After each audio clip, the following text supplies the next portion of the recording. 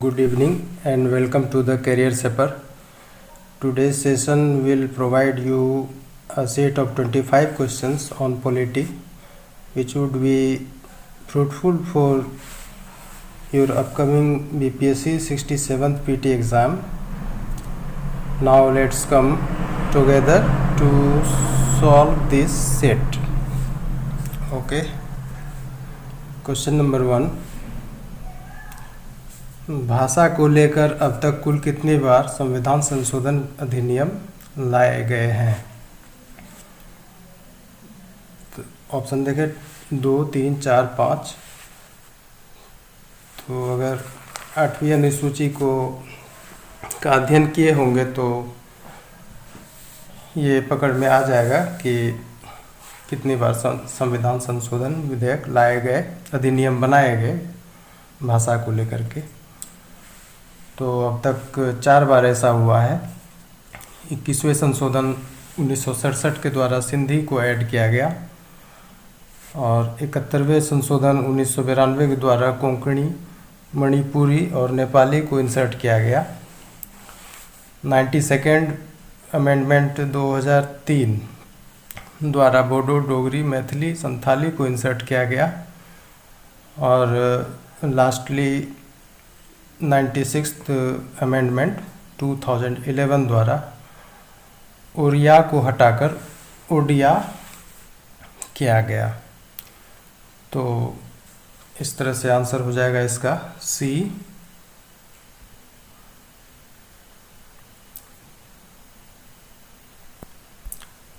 Question number 2 देखें।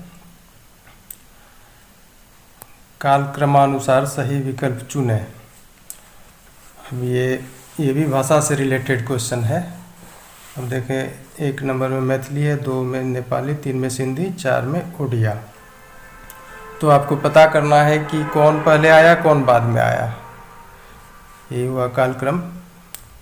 तो अगर देखेंगे तो सिंधी तो 67 में ऐड किया गया था। तो पहला तो कालक्रमानुसार सिंधी आएगा, फिर उसके बाद 92 में नेपाली, फिर 2003 में मैथिली और फिर 2011 में उड़िया। तो इस तरह से आपका सही आंसर बनता है बी।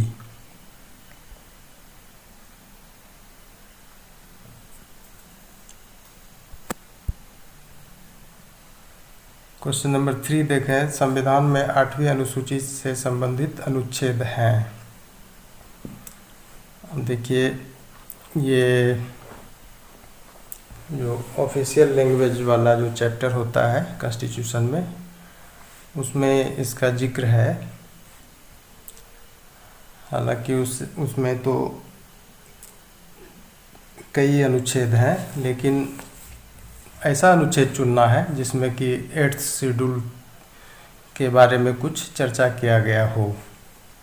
तो उस तरह का अनुच्छेद आपको 344(1) में मिलेगा और 351 में मिलेगा। ऐसे अगर ऑप्शन वाइज चलेंगे, अनुच्छेद 343 में है official language of the union. फिर ऑप्शन बी में चलेंगे तो अनुच्छेद 345 में है ऑफिशियल लैंग्वेज और लैंग्वेजेस ऑफ अ स्टेट। फिर 344 अनुच्छेद में commission and committee of parliament on official language है, इसका प्रावधान है। लेकिन 344(1) में है कि राष्ट्रपति आज्ञा से एक आयोग गठित करेगा जिसमें एक अध्यक्ष एवं 8वीं अनुसूची की भाषाओं का प्रतिनिधित्व करता हुआ अन्य सदस्य जो राष्ट्रपति द्वारा नियुक्त हो। तो इसमें 8वीं अनुसूची की चर्चा है 344(1) में। और इस तरह का आयोग कब गठित करेगा? संविधान के घोषित होने के 5 साल के बीतने पर और फिर 10 साल व्यतीत होने पर इस तरह का आयोग गठित करेगा राष्ट्रपति। और जो भी उनका आदेश होगा वो एक प्रोसीजर को डिफाइन करेगा जिसका अनुसरण आयोग करेगा। तो ये 344(1) है।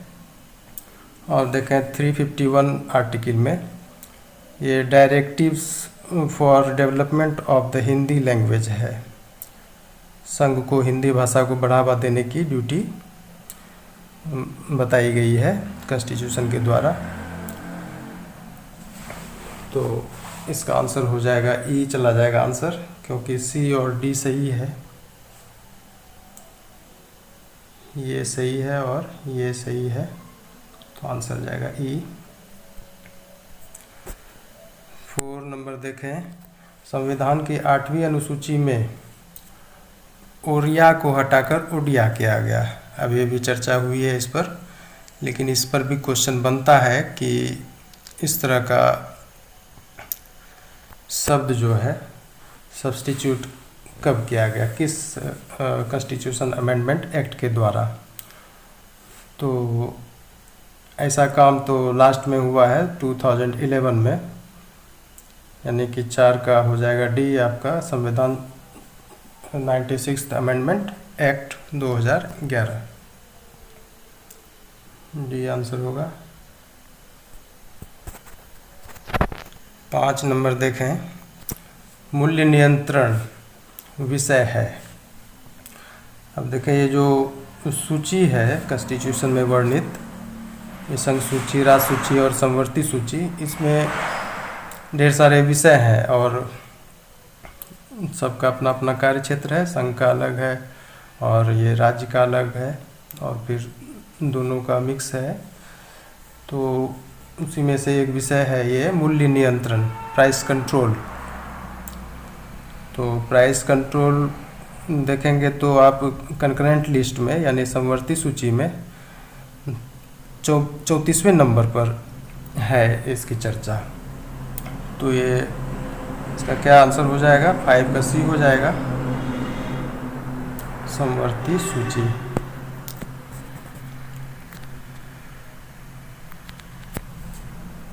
सिक्स नंबर देखें, संघ सूची में शामिल विषय है। अब संघ सूची में शामिल विषय तो बहुत सारे हैं, अब इसमें से आपको चुनना है। ऑप्शन देखें, निगम कर, फिर संयुक्त राष्ट्र संघ, फिर अंतर्राज्यीय व्यापार और वाणिज्य, लॉटरी। तो अगर संघ सूची का अध्ययन करेंगे तो आपको ये मतलब कि पता चल जाएगा कि ये चारों के चारों संघ सूची में शामिल हैं। ये जो कॉरपोरेशन टैक्स है, निगम कर, 85वें नंबर पर है यूनियन लिस्ट में। यूएनओ जो है वो 12 नंबर पर है, एंट्री नंबर है ये सब। और ये जो inter state trade and commerce है, सी नंबर ऑप्शन, ये 42वें नंबर पर है। और फिर लॉटरी जो गवर्नमेंट ऑफ इंडिया या फिर स्टेट गवर्नमेंट के द्वारा ऑर्गेनाइज किया जाता है लॉटरीज का, तो वो 40वें नंबर पर है यूनियन लिस्ट में शामिल। तो इसमें चारों के चारों सही हैं, संघ सूची में शामिल ये सब विषय है, तो ये सारा सही है ये सब। तो ये आंसर ई जाएगा। इस तरह का क्वेश्चन आता है, विषय के बारे में पूछा जाता है। 7 नंबर देखें,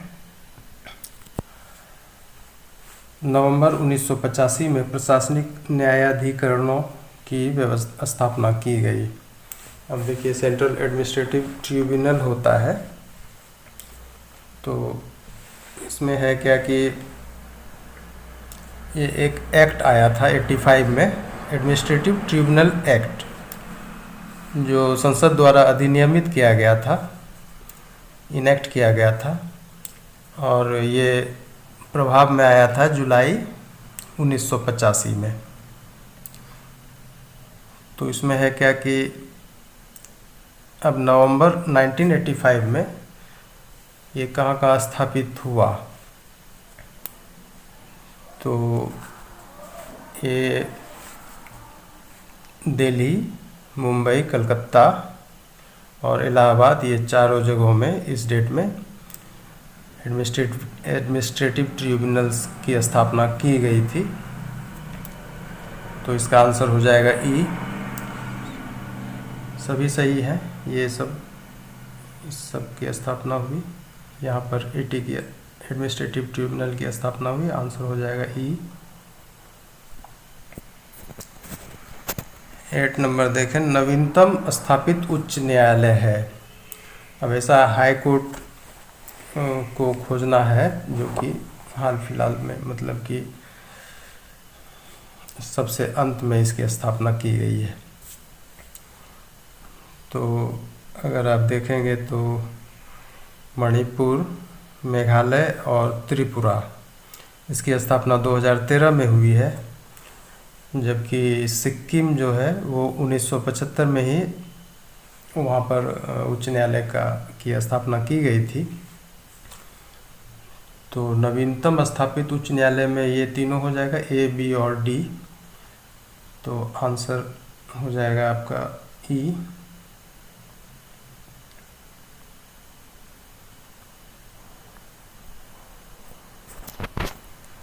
अब देखें, द्विसदनात्मक राज्यों की संख्या है। ये बाइकैमरल स्टेट होता है, जहाँ पे बाइकैमरल कहने का मतलब कि दोनों सदन होना चाहिए, लेजिस्लेटिव असेंबली और लेजिस्लेटिव काउंसिल, तो वही द्विसदनात्मक कहलाता है। तो इस तरह का के राज्यों की संख्या कितनी है अभी भारत में,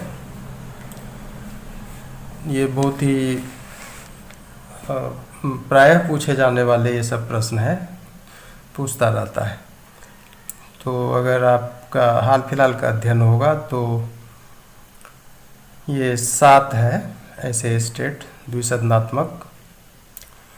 इसमें आंध्रा है, बिहार है, जम्मू कश्मीर है, कर्नाटक, महाराष्ट्र, तेलंगाना और उत्तर प्रदेश। आंध्रा में 50 सीट है लेजिस्लेटिव काउंसिल का, फिर बिहार में 75, जम्मू कश्मीर में 36, कर्नाटक में 75, महाराष्ट्र में 78, तेलंगाना में 40 और उत्तर प्रदेश में 99। तो इस तरह से 7 स्टेट हुए बाइकैमरल। आंसर डी होगा। क्वेश्चन नंबर 10 देखें, देश भर में विधान परिषद की कुल सीटें हैं। तो विधान परिषद ये सबको अगर जोड़िएगा तो कितना आएगा, जो आएगा वही होगा विधान परिषद का टोटल नंबर ऑफ सीट्स। तो इस तरह से 453 है, आंसर बी हो जाएगा इसका। 11 देखें, लोकसभा में अनुसूचित जातियों के लिए आवंटित सीटों की संख्या है। एससी के लिए कितना सीट एलोकेट किया गया है हाउस ऑफ पीपल में, यानी लोकसभा में। तो ये सब याद रखना चाहिए, कभी कभी पूछ देता है। तो इसका आंसर हो जाएगा 84। अब ये देखें, ऑप्शन ए जो है 47, ये एसटी के लिए आरक्षित आवंटित सीट है लोकसभा में, ए नंबर, लेकिन एससी के लिए है 84।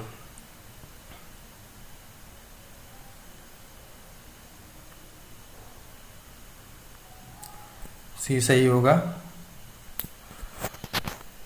12 नंबर देखें, राज्यसभा में केंद्र शासित प्रदेशों से सीटें आवंटित हैं। अब देखिए, जो यूटीज़ है वहाँ से राज्यसभा में कितना सीट है। तो सबसे पहले यूटी में आपको चयन करना पड़ेगा कि कौन कौन से यूटी हैं जिससे राज्यसभा में सीटें हैं उनके पास आवंटित। तो ऐसा 2 है, दिल्ली और पुदुचेरी। दिल्ली से 3 और पुदुचेरी से 1। तो इसका भी आंसर का ई चला जाएगा, ए और बी दोनों सही है, दिल्ली और पुदुचेरी, आंसर ई होगा। 13 नंबर देखें, नीलम संजीव रेड्डी ने लोकसभा की अध्यक्षता की। नीलम संजीव रेड्डी, आप सभी जानते हैं कि ये अनअपोज्ड चुने गए प्रेसिडेंट थे, लेकिन वो स्पीकर भी थे लोकसभा के, तो वो कब कब स्पीकर रहे यही क्वेश्चन है। तो ऐसे तो ये 2 बार स्पीकर रहे, चौथी लोकसभा और छठी लोकसभा में। तो चौथी लोकसभा का जो कार्यकाल था वो कब, मतलब कि उसका पहला सिटिंग और फिर जो डिसॉल्व होता है हाउस, ये 16 मार्च 1967 से लेके 27 दिसंबर 1970 तक चला था ये चौथी लोकसभा। और इसमें जो नीलम संजीव रेड्डी स्पीकर थे वो 17 मार्च 1967 से 19 जुलाई 1969 तक थे। फिर जो रेस्ट टाइम बचा उस लोकसभा के लिए जीएस ढिल्लन ने इसकी भूमिका निभाई। और फिर अगर छठी लोकसभा का बात करेंगे तो ये भी 25 मार्च 1977 से 22 अगस्त 1979 तक का ये था इसका पीरियड। और नीलम संजीव रेड्डी जो इसमें स्पीकर थे वो 26 मार्च 1977 से लेकर के 13 जुलाई 1977 तक ही रहे। उसके बाद फिर केडी हेगड़े बने थे। तो इस तरह से ये तो खैर इसका थोड़ा बैकग्राउंड का ये नॉलेज हुआ, लेकिन आपको याद रखना है कि नीलम संजीव रेड्डी लोकसभा के स्पीकर 2 बार बने थे, वो चौथी और छठी लोकसभा में। तो इसका आंसर ई जाएगा, ए और सी सही है, चौथी और छठी, यानी आंसर ई जाएगा इसका। 14 नंबर देखें, राष्ट्रपति और उपराष्ट्रपति के चुनाव में क्या उभयनिष्ठ है, यानी कॉमन क्या है दोनों के चुनाव में। तो ऑप्शन देखें, दोनों सदनों के सदस्यों द्वारा चुने जाते हैं। तो ये तो उभयनिष्ठ नहीं होगा, क्योंकि दोनों सदनों के सदस्यों द्वारा उपराष्ट्रपति चुने जाते हैं, तो ये भी गलत हुआ। और बी नंबर देखें, दोनों सदनों और राज्य विधानसभाओं के निर्वाचित सदस्यों द्वारा चुने जाते हैं।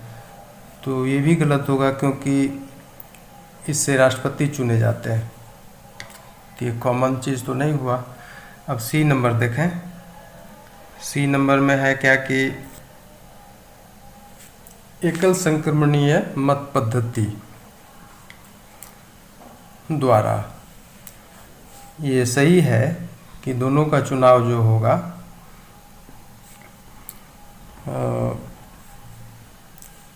सिंगल ट्रांसफरेबल वोटिंग सिस्टम से होगा। और डी नंबर देखें, आनुपातिक प्रतिनिधित्व व्यवस्था के अनुसार और अकॉर्डिंग टू प्रोपोर्शनल रिप्रेजेंटेशन होगा।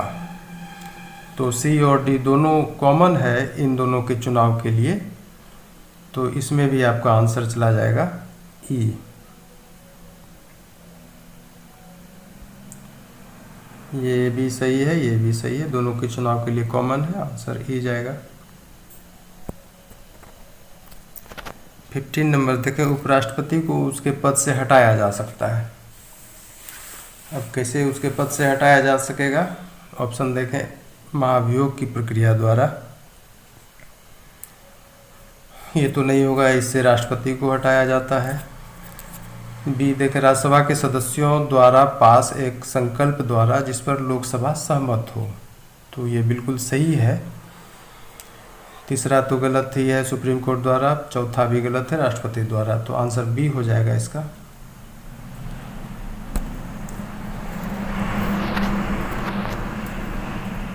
राष्ट्रपति और उपराष्ट्रपति पुनर्निर्वाचन के लिए अर्ह हैं, यानी एलिजिबल हैं। तो राष्ट्रपति और उपराष्ट्रपति फिर से री इलेक्ट होते हैं, उसके लिए एलिजिबल है। तो आपको पता करना है कि क्या कोई लिमिट है इसका। तो अपने यहाँ कोई लिमिट नहीं है, आंसर ऐसे ही क्लियर है, डी होगा। क्योंकि दोनों एलिजिबल है री इलेक्शन के लिए एनी नंबर ऑफ टाइम्स, तो ये डी आंसर होगा, कई बार। 17 नंबर देखें, काउंसिल ऑफ स्टेट में राज्यों एवं केंद्र शासित प्रदेशों के प्रतिनिधियों की संख्या है। काउंसिल ऑफ स्टेट यानी राज्यसभा में राज्यों एवं केंद्र शासित प्रदेशों के प्रतिनिधियों की संख्या। अगर आप राज्यसभा का ये सीट को लेकर के नॉलेज रखते हैं तो उसमें तो टोटल 245 होता है, लेकिन उसमें है क्या कि 12 सदस्य नॉमिनेट होते हैं राष्ट्रपति के द्वारा, तो उसमें 12 घटाइएगा तो कितना बचेगा, 233 बचेगा। तो इसका आंसर सी हो जाएगा 233।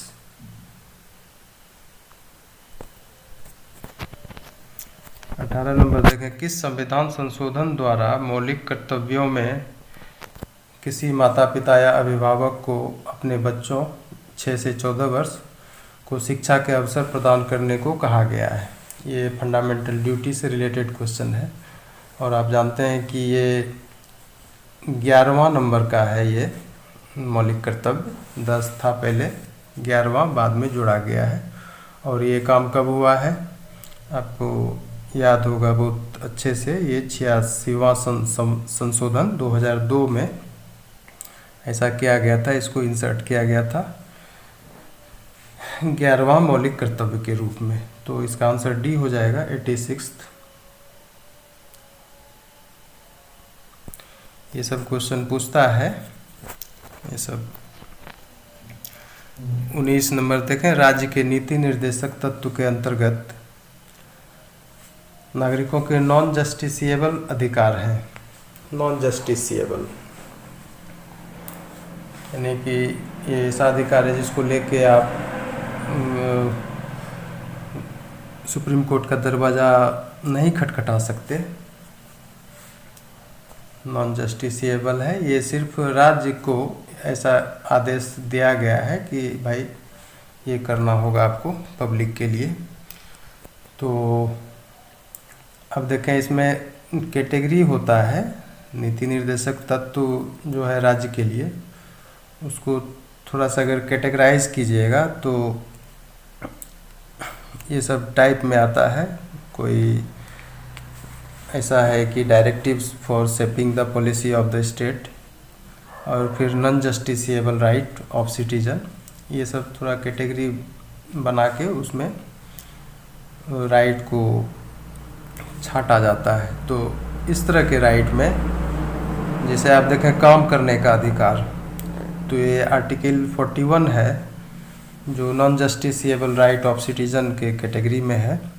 बी नंबर देखें, कुटीर उद्योगों का विकास करना, तो ये आर्टिकल 43 है और ये स्टेट को पॉलिसी बनाने के लिए डायरेक्टिव्स दिया गया है। तो ये तो नॉन जस्टिसिएबल राइट होगा नहीं, बी गलत हुआ, ए सही है। फिर सी देखें, स्वशासन की इकाई के रूप में ग्राम पंचायतों का गठन करना, ये आर्टिकल 40 है और ये भी स्टेट को पॉलिसी बनाने हेतु डायरेक्टिव्स दिया गया है, उस कैटेगरी में है। तो ये भी नहीं होगा। डी नंबर देखें, बच्चों को मुफ्त और अनिवार्य शिक्षा प्राप्त करने का अधिकार, तो ये आर्टिकल 45 है और ये non justiciable right of citizen के कैटेगरी में है। तो ए और डी आपका सही होगा, तो आंसर ई चला जाएगा इसका।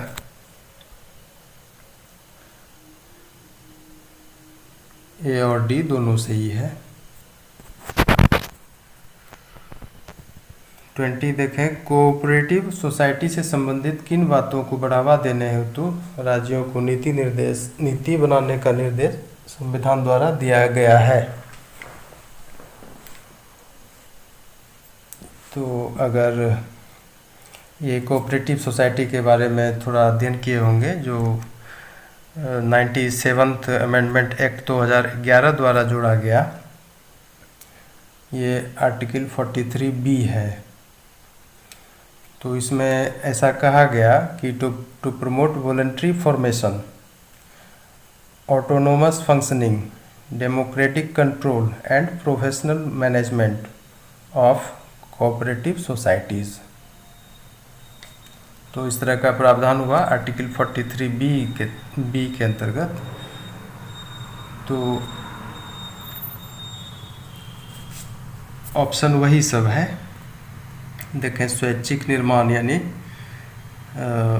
वॉलंटरी फॉर्मेशन, दूसरा है स्वायत्त कार्य यानी ऑटोनोमस फंक्शनिंग। तीसरा है प्रजातांत्रिक नियंत्रण यानी डेमोक्रेटिक कंट्रोल। चौथा है पेशेवर प्रबंधन यानी प्रोफेशनल मैनेजमेंट। तो ये चारों चीज़ का इसमें वर्णन किया गया है कि इस तरह से कोऑपरेटिव सोसाइटी को आप बिल्डअप कीजिए। तो इस तरह से आंसर इसका चला जाएगा ई। चारों के चारों सही हैं। तो आइए 21 नंबर, न्याय और मुफ्त विधिक सहायता के लिए समान अवसर का अधिकार। 21 का देखें, ए नंबर देखें 42वां संविधान संशोधन, बी नंबर नॉन जस्टिसिएबल, सी 44th संविधान संशोधन, 97th संविधान संशोधन। देखें इसका 21 का देखें न्याय और मुफ्त विधिक सहायता के लिए समान अवसर का अधिकार। तो ये आर्टिकल 39A है, 42वां संविधान संशोधन 1976 द्वारा जोड़ा गया था और ये non justiciable right of citizen है। तो इसमें ए और बी दोनों सही हुआ, ये भी सही है और ये भी सही है और आंसर इसका ई जाएगा। 22 नंबर देखें, शिक्षा का अधिकार किस प्रकार का मौलिक अधिकार है। शिक्षा का अधिकार, तो शिक्षा का अधिकार के बारे में जानते होंगे, ये आर्टिकल 21A है और इसको कैसे इंसर्ट किया गया है 21 में, तो 86th अमेंडमेंट के द्वारा जो 2002 में लाया गया था।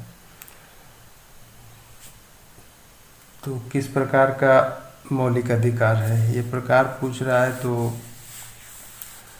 इसमें मौलिक अधिकार में भी कैटेगराइजेशन है, जैसे कि समानता का अधिकार, स्वतंत्रता का अधिकार, सांस्कृतिक व शैक्षिक अधिकार, शोषण के विरुद्ध अधिकार और संवैधानिक उपचार का अधिकार। तो ये सब कैटेगरी हुआ, तो उसी में से आपको चुनना है शिक्षा का अधिकार किस कैटेगरी में आता है।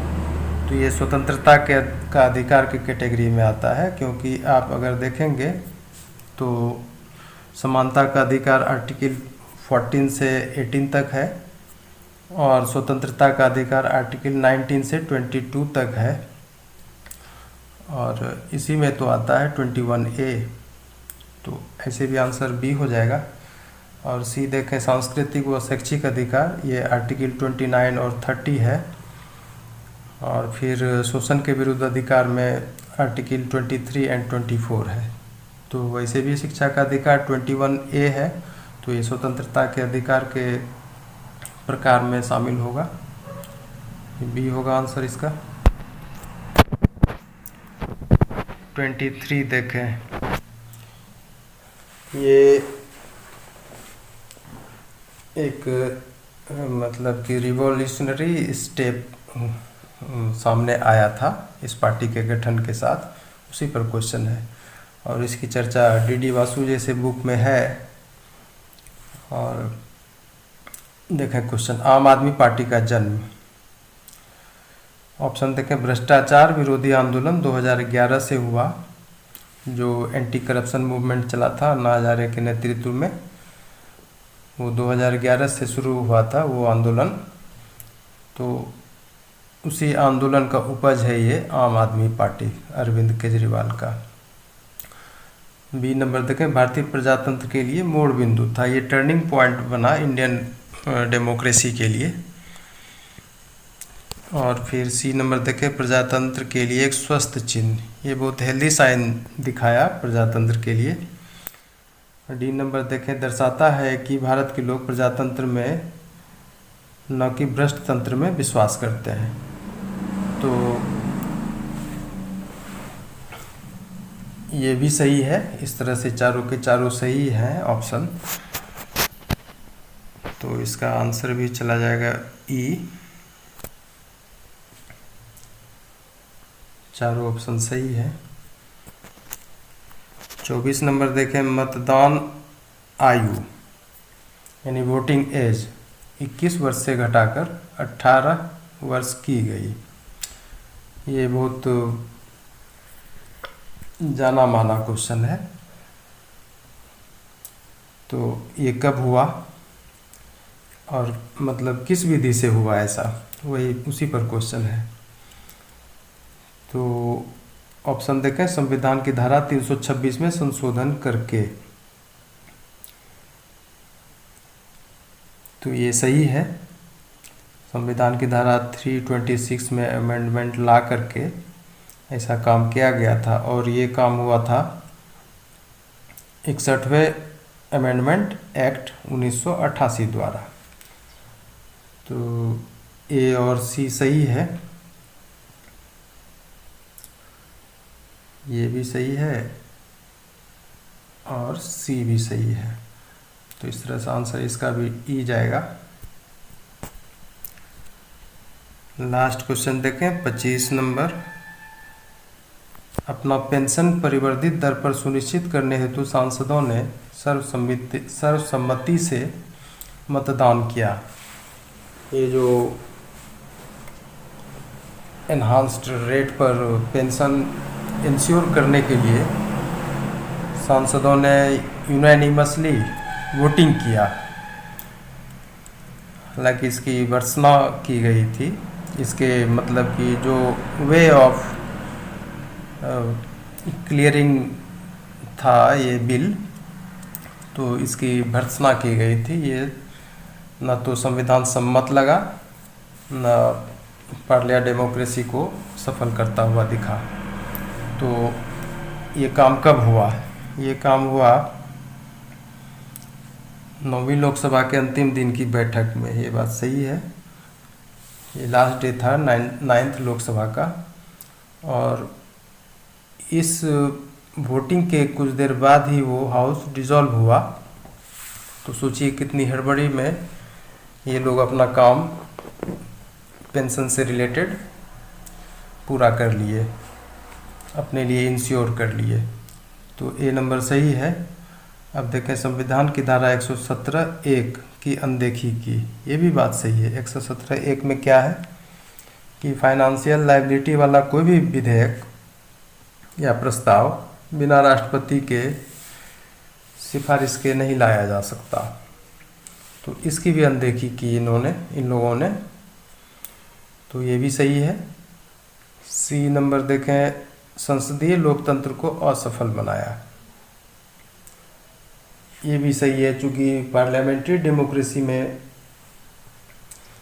एक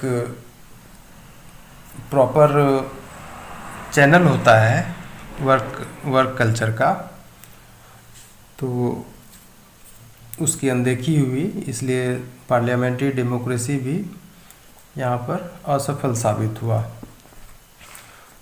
और डी बसु में फेल्यूर ऑफ पार्लियामेंट्री डेमोक्रेसी नाम से एक खंड भी लिखा गया है, उसमें इसकी चर्चा हुई है। तो ए बी सी तीनों सही है, और डी संसदीय लोकतंत्र को सफल बनाया ये तो गलत ही है। तो इस तरह से ए बी सी सही हुआ, इसका भी आंसर ई जाएगा।